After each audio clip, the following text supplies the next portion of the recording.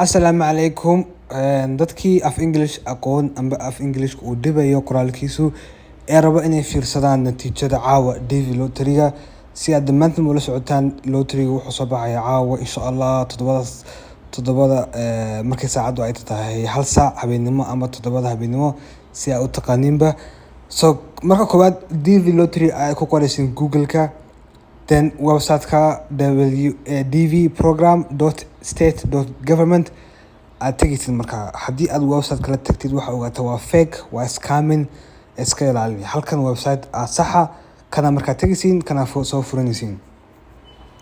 Kan markaa soo furataan aad tagtaan kadib waxaad samayn doontiin waa sugaysiin inuu soo baxayo. Qaabkan oo kale uu soo baxayaa, then hoos u soconaysiin waxaad leedihiin check status. Hadda weli lama furin saa la socda. Kan imkaan check gareynay waa kii sanadkii hore because weli kan sanadkan lama furin. Waxa la furi doonaa bacda insha Allah maqribka dabadiis. Check status aa leedahay. Check status markaad dhahdid qaabkan kugu soo baxaa, then continue waa leedahay. Continue markaad dhahdid meeshan confirmation number ay ku qoran tahay. Confirmation number-kaaga soo copy gareynaysaa. Confirmation number-kaaga ayaad soo copy gareynaysaa.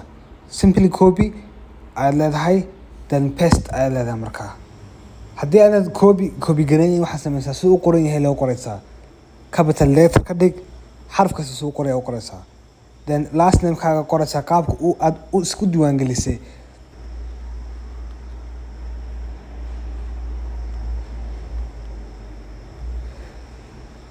Kadib sanadka dhalatay ayaad qoraysaa. Sanadka dhalatay ee application ku buuxsatay. Application markaad buuxinaysay information-ka aad qortay ayaa la rabaa. Wax ka duwan aad qortid uu ku diidayaa system-ku. Application markaad buuxinaysay isku day inaad xasuusato waxaad ku buuxsatay ama waxa ku qoratay.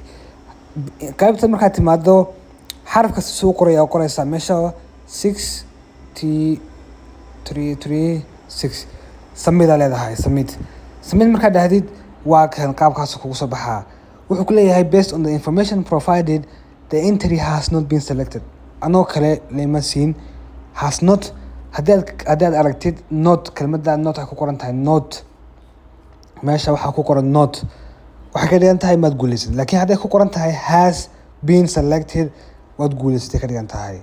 Wakaas qaabkaas loo fiiriyaa, qaabkaasna loo akhriyaa. Marka haddii kelmadda not hadday ka dhiman tahay waxaad maaragtay waxay ka dhigan tahay inaad guulaysatay. Laakiin hadday raacsan tahay kelmadda not maad guulaysan.